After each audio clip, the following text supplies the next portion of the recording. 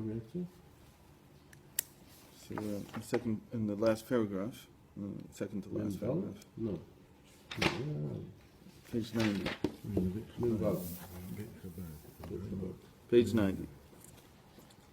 ולכן תפילה היא בלחש ובחשאי. That's why prayer, the Amida, Shmon Esrei, is silent. And b'chashai means that it's like incognito, secluded. It's secretive. B'bchinat sovev kol hamim, same way that the light that surrounds all worlds is. Right. Here. Here. No. Where? Oh, you already... Really? Mm-hmm. Okay. Where? למעלה מעלה מבחינת ההשתלשלות.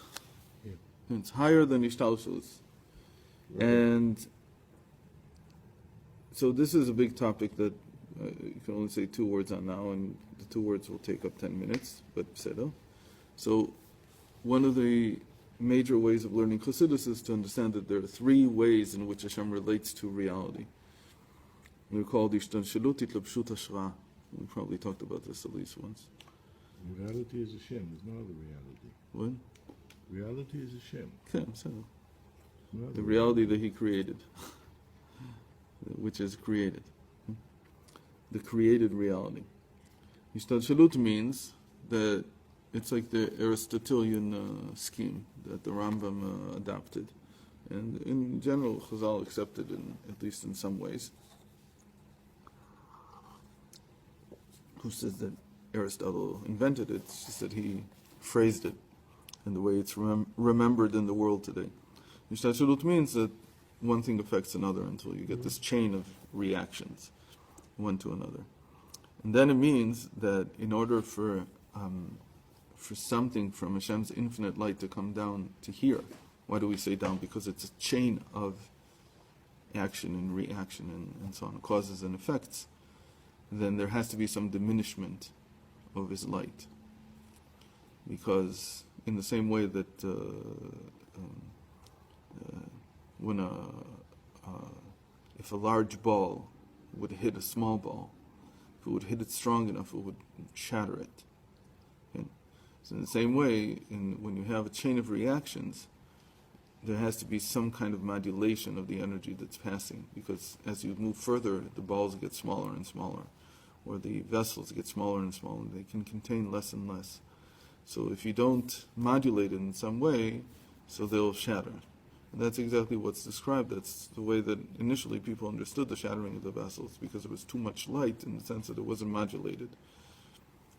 So that's the one explanation. Then you have this concept of contraction in the sense of diminishment.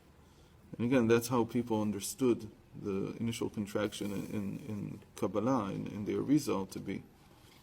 They understood it as some kind of diminishment of the light. How can something infinite be diminished? In the same way that when I teach people, teach children mathematics, so I don't start by telling them there's an infinite number of numbers, because they can't have, they don't know what to do with it. It doesn't mean anything in the end. So we only focus on a few of them, 1 and 2 and 3, and we work from there, and we learn all the principles that are true about all the numbers. Okay? You have these principles that they're all the same. So even at the smaller level, I have some inkling, even though I can't understand at all the concept of infinity. This is what Dr. thinking. He gave the mashal of the Rebbe teaching a student, where he has to transmit the knowledge. Right. So he has to give a smaller version. It has to be completely true. Right. It has to contain everything, but yet... Right. So that's diminishment. But is that really diminishment? Okay, because you're not getting the light that the Rebbe contains. It takes 40 years until you're ready for it. And it says the Talmud understands his Rav after 40 years. What it means is that the vessel becomes big enough to be able to contain it, to be able to contain the original light. And as it turns out, the original light didn't come from the Rebbe. Right. It was always there, but you got a diminished version. if you have a real Rebbe, so you always had the full light. It's just that you couldn't exit. And then suddenly something's taken off. Something of the whole method of diminishing is taken off, and then suddenly you realize it was always there. There's nothing they were missing anyway. In any case, so it's interesting that you mentioned the Mittler Rebbe, because in a different place he uses the mashal that I just gave. It's called Sefer HaChakira. There he uses the concept of numbers to explain it. In any case, that's ishtalshelus. Ishtalshelus means that on each stage, there's some diminishment of the light. It becomes lower and lower. So in that sense, that's what we call integration. Because the whole reason that it diminishes is so that the smaller can receive the energy, so that the smaller ball isn't broken by the bigger ball. And so, because our interest is to integrate, our interest is to bring it in. So ishtalshelus in general, which is, again, literally means a chain. So a chain of reactions, one to another, is in the interest of me including the light. So that was what we described until now in the davening. That up to Shmona Esrei, the whole point is for me to accept increasing levels of the light, until we come to Shmona Esrei. When we come to Shmona Esrei, so now we're in the world of Atzilus, and the world of Atzilus is no longer about Ishtalshelus. It's about what we call Hitlapshut. Mm-hmm. Everything can be explained this way, but in Atzilus it becomes essential. In the world of emanation, this concept of enclothement, of garments, of stages being described as garments become essential. You can't describe it any other way. It doesn't work to describe it as a chain of reactions, one to another. Because they don't work that way. They enclose one another. So the whole world of Atzilut, by definition, can only be understood using the Arizal's Kabbalah. Mm-hmm. That was the departure. We talked about this the other day. That was the departure from the Aristotelian concept. And we talked about at the beginning of this class that instead of one begetting another, just one begets 10. And that's already a process of enclothement, because there's a skip in the middle. And then the contraction becomes a skip, not a diminishment of the light, but rather you're skipping. It's a quantum leap, meaning that there's one and there's two. There's nothing in between. In Aristotle's method, or it's continuous. The main thing is that it's continuous, not linear. It could be non-linear, but it has to be continuous, meaning the function has to be well defined at every point, whatever this function is. In the Arizal's Kabbalah, and that was one of the things that was not understood. It was not understood fully. I think that until Chassidus came along, until the Baal Shem Tov came along, maybe I'm missing it, but I don't see it in the earlier writings. The Baal Shem Tov was the one who explained that this is, to really understand this, you have to assume that this is a skip. It's a leap. It's not just because the early Kabbalah was very philosophical in its language. So they were trying to understand the Zohar using philosophy. They were trying to use to understand other things using philosophy. And then when the Ramak wrote his book, the Pardes, the Pomegranate Orchard, so he writes completely using philosophical language. So everybody was under the impression you needed to know philosophy. To this day, though philosophy has moved, thank God. It's not Aristotelian anymore. But they begin to understand there was something called the linguistic churn in the 20th century that changed a lot of things. But they didn't have a language for understanding it any other way. And then Chassidus came along, and I think it was really the first place where it was explained that this is a different language altogether. You can't use this idea of ishtalshelus to fully understand it. So anyway, what he's saying here is that until Shmona Esrei, everything is memale kol almin. And memale kol almin has the interest of bringing the light down by integrating it. So it has to diminish from level to level to suit the one who's accepting it, who's receiving it. But here, he says in Shmona Esrei, here we're touching the Sovev Kol Almin. We're touching the light that surrounds all worlds, or surrounds everything. So if it surrounds everything, it's not a concept of diminishment. You're not supposed. It's going to surround you anyway. It's not going to be integrated into you anyway. So if there is a gap between you and it is an existential gap. It's at the root of being. It's not some kind of, it's less here and it's more there. It's not like a little, they put some foil, like a see-through foil, and it churns the light. Okay, so. You remember the Shviras Kelim was part of the initial plan of Hashem? Okay. He wanted it like that. Of course. There were two Shvirot Kelim. In Chassidus, we discussed two. The first one was not only planned, it was also executed by Hashem himself. He made it happen in the world of Akudim. In the world of? Akudim. Usually the Shviras Kelim that's discussed in there results in the world of Nikudim. We talked about this. Basically, Yaakov, in his dream, he also built higher worlds, like Yosef. And in his dream, he built the three worlds, Akudim, Nikudim, Vudim, where he saw the general plan of creation. And that's how he was able to basically engineer his livestock and make it fit his needs. So normally the Shvira is in the eyes. The eyes is the world of Akudim, of Nikudim. And Chassidus reveals, and it was also, some Mekubalim picked up on it also, that if you read the Arizal carefully, you see that he's actually saying that there was a Shvira, there was an earlier shattering of vessels in the world of Akudim, in the first world, where all the lights were in one single vessel. That's why it's called Akudim, because everything was tied up. Akud means to be tied up, like the Akedah. So it was tied up in one vessel. And there also Hashem had a plan. Mamash, he planned it out and he executed it.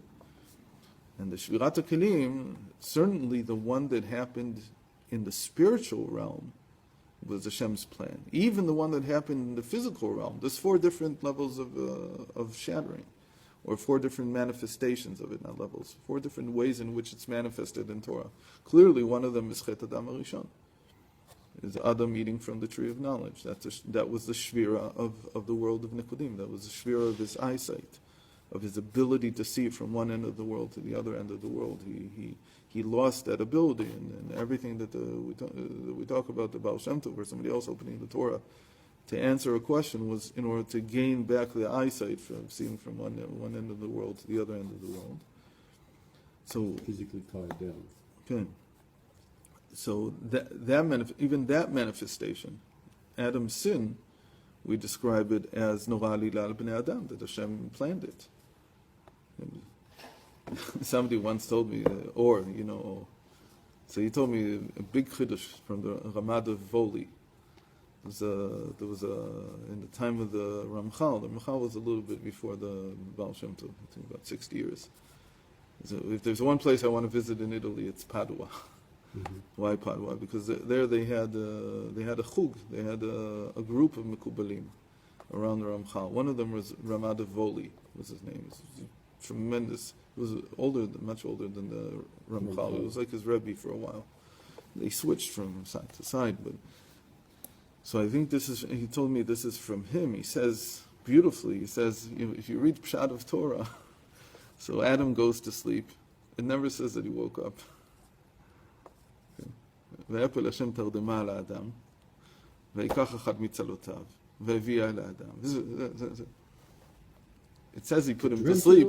He says we're still in that dream. Okay. If you run in the Torah pshat, that this is all happening in the Matrix. It's the Matrix. Not a simulation, because Adam's real. But to understand that this is all planned, it's like a dreamscape of something that Adam Arishon is still going through. By the way, for Bittul that does a lot. For a person to understand that his whole mishagas of trying to push ahead in life and do this and do that in order to get ahead. So to just understand that, even to imagine for a moment every day that I'm still part of Adam Arishon's dream. He's still dreaming this. And this is all him working out all his issues. It's a dream. Don't get too caught up in the dream. To our free choice. In the dream, there's a lot of free will. I keep saying that the consciousness, what do we say in Kabbalah? We say that Adam Rishon's, again, the Baal Shem Tov wasn't a lot for this, but it's very clear that when you apply it to a single person, that he would accept it. But for Adam Rishon, all the generations are just shards of his original soul. It's like what's called the reincarnation of souls. And when a person goes to sleep himself, we know this. So when we go to sleep, there's a lot of figures in our sleep. So consciousness divides, and each one of them seems to have free will. It doesn't do anything to free will. Free will is an essential part of consciousness. The moment that you have consciousness, you have free will. So I don't think it does anything to free will. Free will is just same as Adam had. We have. It propagates down. It's just a fixture of consciousness. Okay. So what was before was really called love, because I integrated it. I felt it. I felt the yearning. Here, you can't even call this love. So this is the most adjectives he can add to bitul. It says bitul b'mtziut mamash legamre. It's the longest I've ever seen. So 3 adjectives to say that this is real bitul. It's bitul b'mtziut. It's in reality. It's the bitul of my actual reality, not just my feeling of being, but my actual being. Right? Usually bitul means battling or getting rid of my sense of self, sense of separateness. Here he says there's a different concept of bittul, which means bittul b'mitziut, which is getting rid of the whole reality of being. It's not just my sense of it. And there's a famous story from the Middle Rebbe that somebody once came to him and said, help me get rid of my Yetzer Hara. Okay. So he said to him, this is very intriguing when you think about it. This is how they thought in terms of language. He said, if you want to get rid of your Yetzer Hara, you have to know what its name is. If you don't know what its name is, how are you going to get rid of it? You think Yetzer Hara, my evil inclination, my inclination to do bad. I'm not a murderer, I'm not a thief, I'm not a rapist, I'm not none of these things. So where's my evil inclination? So he said, in Adam Rishon, why did he sin? Because he didn't realize that an animal could be his evil inclination. He couldn't even think about it. It just didn't cross his mind. So suddenly this animal shows up, and it leads him astray, and he's like, oh, whoa, I missed that. It's called a nachash back then. Then, later on, he came in this form, that form. He gives him all kinds of names. 6 different names he gives it. It's 5. After that, so it's the snake, and then 4 more, and then he comes to the 6th. He says in the previous generation, the Yetzer Hara was called Yesh. Being. It was being. So it's very interesting. What in the world was about being? But it seems clear the Renaissance. He was talking about the Renaissance. And suddenly people had this concept of being. It became that was the most important thing, to be. What are you? I am this, I am that. He began to be. But it says in our generation he switched names again. He says every time that he had a name, so when people realized this was the Yetzer Hara, so Yetzer Hara came crying back to Hashem and saying, now they know my name, so they'll be afraid of me, so they won't sin. So what do I do? So he says, don't worry, I'll change your name, you'll come back down, and they won't recognize you anymore. So he did this 5 different times. That time his name was Being, Yesh. But we found out that was his name. So we went crying back to Hashem. And in our generation, Hashem brought him back down as a sense of being. Hargashata Yesh. Sense of being. That's all you need. You don't actually have to be anything. You see it in our generation. It's like you don't have to actually be anything. You just have to feel that you're something. Yeah. Nobody cares if the person doesn't have an evil inclination because he's so successful, because he's this, because he's that. He has it because he actually feels that he's he. Just from the very fact that he says, I am who I am, just the very fact of feeling myself, that leads, Validation, is that what you're talking about? it legitimizes everything that I do. What were you saying? Uh, The need for Self-validation. validation? No, it makes you feel entitled because you have a sense of Entitled. being. Okay. So just a very, very sense of being. But here's not talking about that. He's talking about bittul, the real bittul. The real bittul is what the divine soul feels. This is an amazing thing. It's the divine soul that feels the bittul, not the animal soul. The animal soul can't feel bittul. The animal soul forever will be locked into its sense of self. It has to be modulated by the divine soul. And he's giving here a very important hint. I saw this before and I sort of lost it. I was about to say it and then I lost it somewhere here in the words. Okay. So, no, not clear. But in any case, bittul b'metziut is something that the divine soul feels. What does it feel? To understand what does the soul experience when it comes down into the world, you have to introduce this concept of bittul. Because what is the soul? The soul comes and says, by coming down into a body, I lose all my connection with the infinite. Mm-hmm. So, but that's how it's defined. So it's losing itself. Is it losing or is it? It's severed. It's now in the body. Severed. It's in a jail. Still, But the soul can't experience what it experienced before. okay. Simply impossible. As much as you become spiritual and holy and whatever, you still can't feel what the soul feels without the body. Because you can't get rid of time and space. You can't get rid of the limitations of the finite, which we talked about. It's called, what's the concept in Chinuch? It's called delayed gratification. So the soul comes down here and he's willing to delay his gratification of the reunification. But why do you even need it?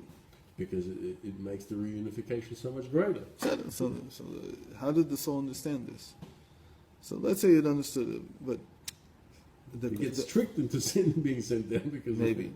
So why do we call it going down? Because really when it goes down, it experiences, this is in the soul itself, it experiences a sense of bittul, of nullification. I'm nullifying myself from my previous state. And in fact, because that state defined who I am no longer who I was. It's not like sense of being. Sense of being that the animal soul feels is fake because you don't need it. You'll still be you even if you don't feel yourself. You will still be you. That's a very important thing. You don't have to feel yourself in order to be you. You don't have to touch yourself to be. The person to himself, he doesn't need a name. He doesn't need anything. Yeah, I am because I am. That's it. But the animal soul has this issue with touching itself. It's got to touch itself to know that it's here. The divine soul has a different issue, which is that if I divorce myself from my previous state, I will no longer exist. You have to understand that the soul, when it comes into the body, it feels like it's lost its existence. The only thing that gives it a little bit of solace is when it does a mitzvah. Then it says, oh, wait a minute, here, I found myself again for a second. Because the mitzvah is a connection to the Ein Sof. So suddenly the soul has some kind of something to hold on to. Bittul b'mitzut means I stop being. That's exactly, where can you gain this? Only here. And the soul comes down because the one thing you can gain here is the distance from the Ein Sof. So if the soul is awakened, what is the feeling? The feeling is one of infinite distance. That's exactly what it came down here for. That I can't be me anymore. I am no longer me. Gamal, that's it. I'm gone. Every soul coming down, when we say coming down, it's like a death sentence in a certain sense. It's like it's saying, I died, and now I'm going to be reborn here in some strange land where I can't even find myself. Those are all the mishalim of the Baal Shem Tov about that every Jew has inside of him the Pintlachidi calls it, that you have to awaken by some sound that he'll remember. He'll say, I was dead this whole time. And so the sound is a mitzvah. So he says, the mitzvah, that sound is shofar. That's what I was going to And say. that simple sound, like, awakens it. The way I came down, there was a purpose in coming down. What was the purpose?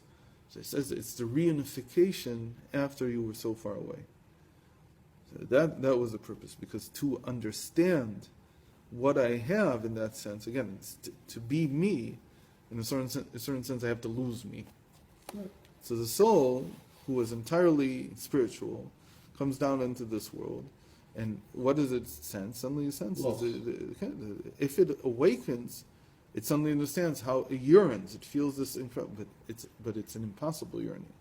That's the whole point here. That it's really to be in the state that I was, I can't. So it That's why the causes baby cries when it's born. what? That's why a baby cries when it's That's born. what they say.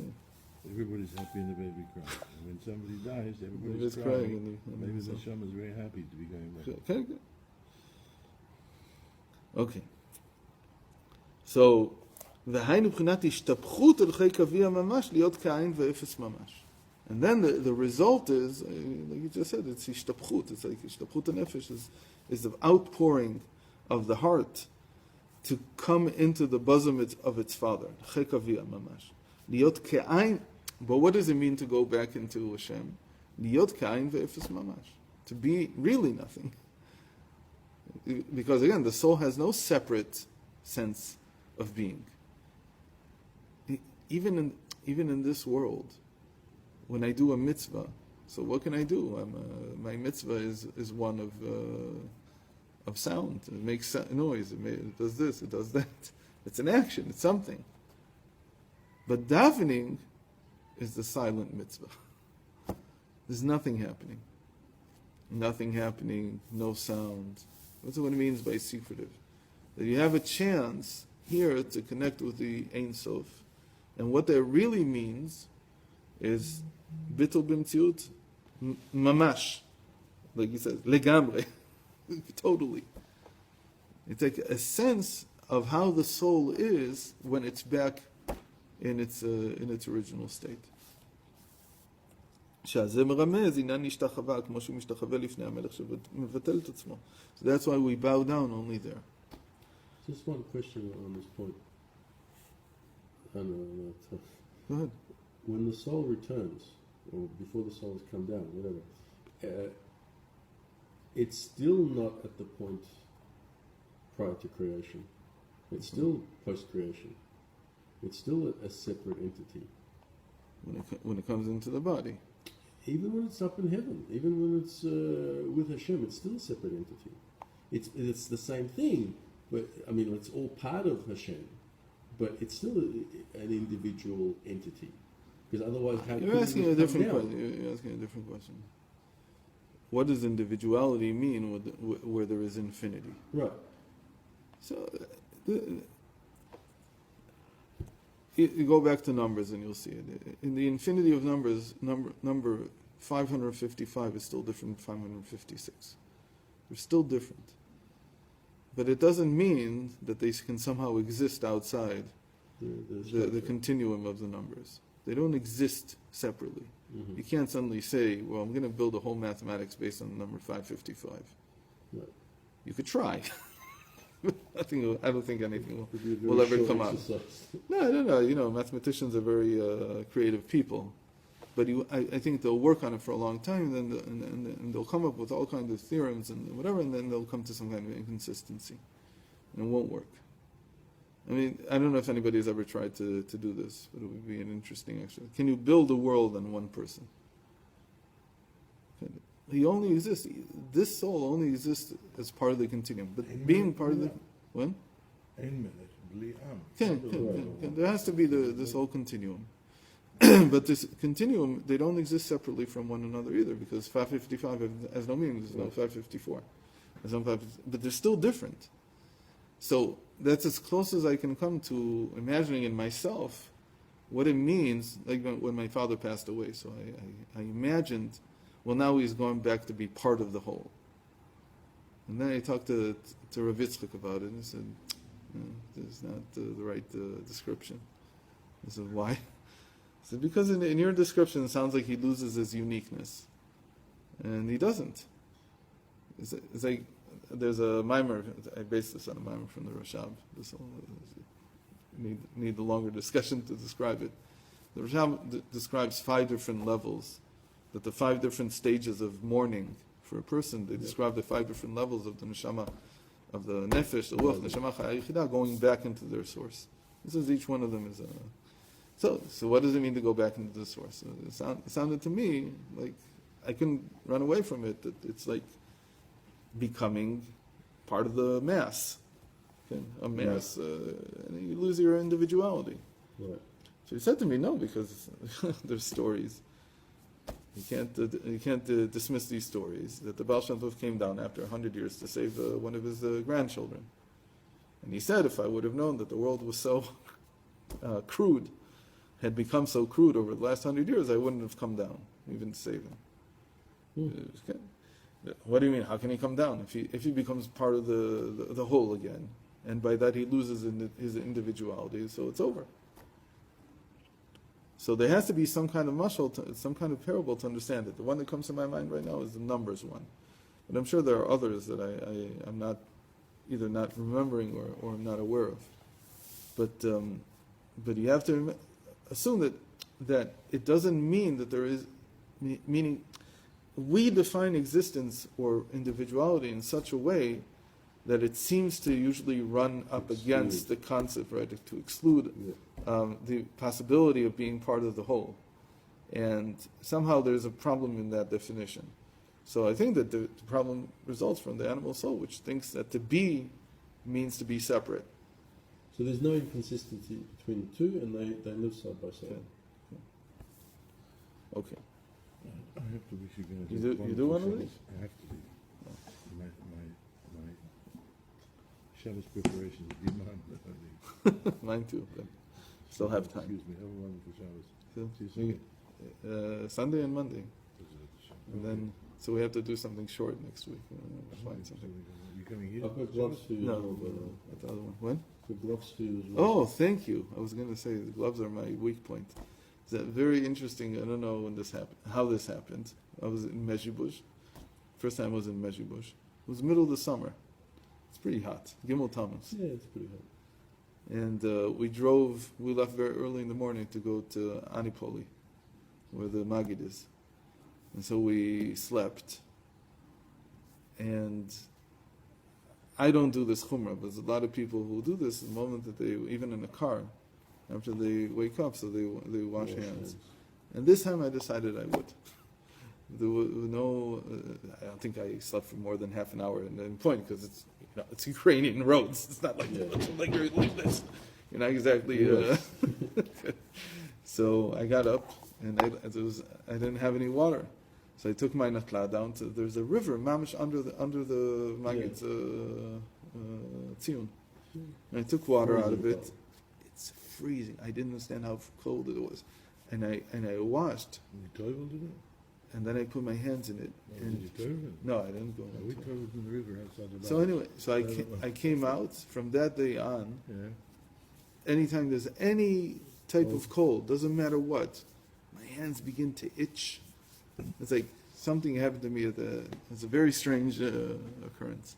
Anyway, so I don't think it's the river. I think it had something with my whole frame of mind at the time, and it affected me. You were like, touched. The Magid wants you to remember all the time. I do remember all the time. I have a son named after him. My dog there is after the Middle Rebbe is after him. Okay. Shabbos. Okay, so finish a little bit more. Let's finish this paragraph. So this is the inyan of ishtachavot, of bowing down, because the bowing down indicates submission before the king, and here it's not just submission; it's actual nullification. שעל זה מרמז עניין משתחווה כמו שמשתחווה לפני המלך שמבטל את עצמו. רק שכדי להיות בחינה זו, שהוא בחינת יהודה בבחינת אתה, דהיינו להיות בגילוי, כאילו לנוכח, צריך להיות יודוך אחיך. So he says, so in order to come to this state of being able to say you in the davening, Baruch Atah Hashem, blessed are you Hashem, and not even with Hashem. The Hashem already is a name. You is without any names. It's no integration at all. It's just thou. Blessed are thou. So for that you need Yoducha Achecha. You have to have that your brothers acknowledge you. So your brothers give you the power to acknowledge. It's like your brothers acknowledge you, and then you have the power to acknowledge Hashem. Mm-hmm. And that's basically what kingship also means. That's why we put davening, prayer, in kingship, in kingdom, in Malchus. Because what are we saying? And it's particularly praying. Well. Praying is the Amida. That's the prayer. Yeah. Everything around it is just preparation. And plus, we put a mitzvah called Kriyas Shema as part of the preparation. But the idea is that when there's a king, when there's an actual king, like Yehuda, like David, like whoever might be a king, so you come to him first, and it's like you are preparation for him being able to bow down. So it's a very important halacha in the Rambam that states that when a king bows down the first time, it's only by a king. Nobody else has to do this. So don't people start doing this. Only the king has a special halacha, a special law, that when he bows down the first time in Shmoneh Esrei, he doesn't stand back up. Stays down. He stays down. The whole Shmoneh Esrei. I mean, he makes the first Baruch Atah, and Hashem, you're supposed to come back up. And it makes sense also. And Hashem is a name. Yeah. So it's already integration. I can stand. But to nullify myself completely, it's when we say Atah. Before you say Atah, before you say Hashem, you have to come back up. Mm-hmm. So say Baruch Atah, then before you say Hashem. You can't say Hashem when you're bowing down. But the moment he says Atah the first time, from then on he has to stay down. And he doesn't lift himself until the very end of the prayer.